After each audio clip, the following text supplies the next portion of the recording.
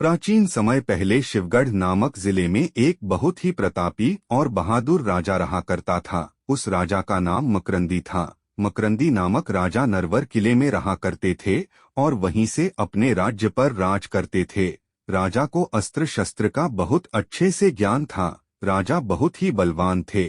कोई भी शत्रु उनके राज्य पर आक्रमण करने से पहले बहुत सोच विचार करा करता था और ऐसा कोई भी शत्रु नहीं था जिसको राजा ने पराजित न किया हो। राजा के राज्य में राजा की प्रजा बहुत खुशी खुशी रहा करती थी। राजा के राज्य में सभी लोग एक दूसरे से मिलजुल कर रहा करते थे और प्रजा भी अपनी राजा का बहुत सम्मान किया करती थी और उनको बहुत प्रेम करती थी। राजा की एक बहन थी जिसका नाम राजकुमारी फुलवा था। राजकुमारी फुलवा देखने में बहुत ही सुंदर और सुशील थी। राजकुमारी फुलवा भारत देश की सुंदर कन्याओं में से एक थी। प्राचीन समय से चली आ रही रीति के अनुसार राजकुमारी को भी फूलों से तोला जाता था। राजकुमारी फुलवा के सुंदर रूप को देखने के लिए लोग बहुत प्रयत्न किया करते थे। राजा मकरंदी के राज्य में दो बहुत ही प्रतापी और हर कला में निपुण अस्त्र शस्त्रों के ज्ञान से भरपूर दो भाई रहा करते थे, जिन्होंने अपनी योग्यता का प्रदर्शन हर तरफ किया हुआ था। चारों तरफ दोनों भाइयों के चर्चे हुआ करते थे।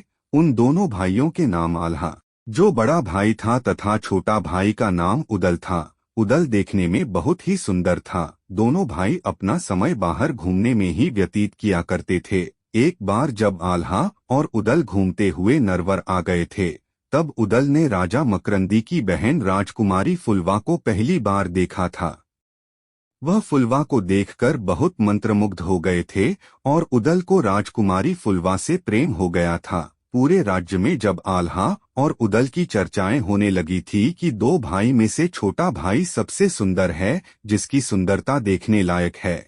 जब यह बात राजकुमारी फुलवा तक पहुंची, तब राजकुमारी फुलवा को भी उदल को देखने का मन करने लगा और राजकुमारी फुलवा को उदल से मिलने की इच्छा होने लगी।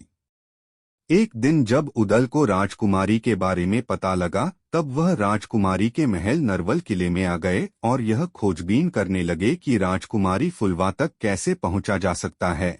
तब उदल को पता लगा कि राजकुमारी के लिए उनकी एक नौकरानी रोज फूलों का हार बनाकर ले जाया करती थी। यह देखकर उदल ने राजकुमारी फुलवा की नौकरानी से कहा कि मैं आज तुमको एक फूलों का हार बनाकर दे रहा हूँ, जिसको तुम अपनी महारानी को दे देना। उदल को फूलों की माला बनाने में बहुत ही महारत हासिल थी। वह बहुत ही सुंदर सुंदर माला बनाया करता था, जिसको देखकर लोग उसकी सुंदरता का पता नहीं लगा पाते थे।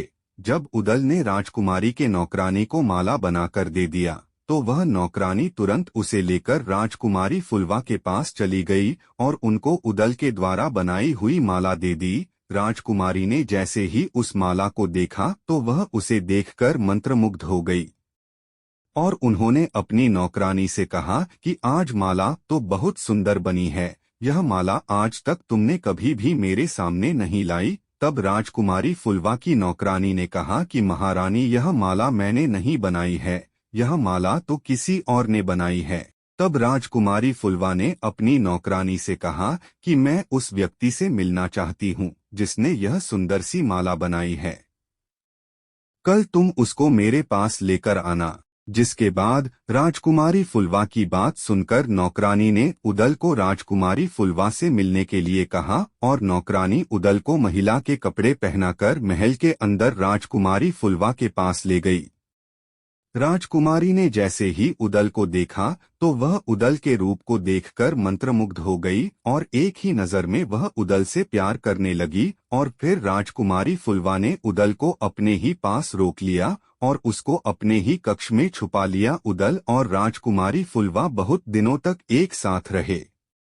एक बार जब राजा मकरंदी ने अपनी बहन राजकुमारी फुलवा को फूलों से एक बार फिर से तौलवाया, तो राजकुमारी का वजन बढ़ा हुआ पाया, जिससे राजा मकरंदी को शक हो गया कि राजकुमारी फुलवा को किसी पुरुष ने छुआ है, जिसके कारण राजा बहुत क्रोधित हो गए और उन्होंने अपने सभी सैनिकों और नौकरों से कहा कि तुम लोग जाकर राजकुमारी फुलवा के कमरे में चेक करो कि कोई पुरुष तो वहां पर नहीं है, और पूरे महल में भी तलाशी करो। राजा की आज्ञा के कारण सभी नौकरों ने और उनके सिपाहियों ने जैसे ही राजकुमारी फुलवा का कमरा चेक किया तो राजकुमारी के कमरे में उदल को पाया, जिसके बाद सारे सैनिक उदल को पकड़कर राजा के पास ले गए।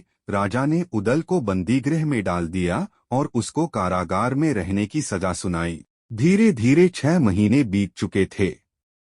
उधर आल्हा को अपने छोटे भाई की चिंता होने लगी थी, जिसके बाद आल्हा ने तुरंत अपने छोटे भाई उदल को खोजने के लिए इधर उधर जांच करना शुरू कर दिया।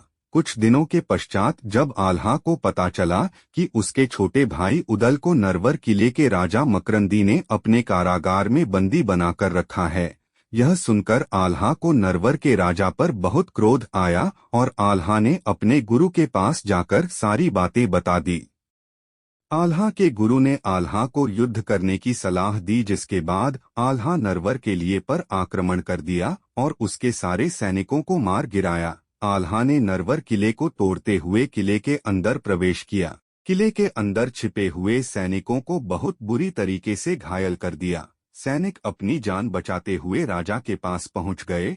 जब राजा ने अपने घायल सैनिकों को देखा तो उन्होंने अपने सैनिकों से पूछा कि यह हालत तुम्हारी किसने की। सैनिकों ने बताया कि उदल के बड़े भाई आल्हा ने हम लोगों पर आक्रमण कर दिया है और हमारे सारे सैनिकों को मार दिया है। यह सुनकर राजा बहुत डर गए और तुरंत भागते हुए आल्हा के पास चले गए। आल्हा के पास जाकर उन्होंने अपने आप को आल्हा को सौंप दिया और तुरंत आल्हा के छोटे भाई उदल को रिहा करने का आदेश दे दिया। राजा ने आल्हा से अपने किए हुए दुष्कर्म की क्षमा भी मांगी। आल्हा ने राजा को माफ कर दिया और फिर उदल और फुलवा का विवाह बहुत खुशी खुशी करवा दिया गया, जिसके बाद वह दोनों खुशी खुशी अपना जीवन यापन करना शुरू कर दिए।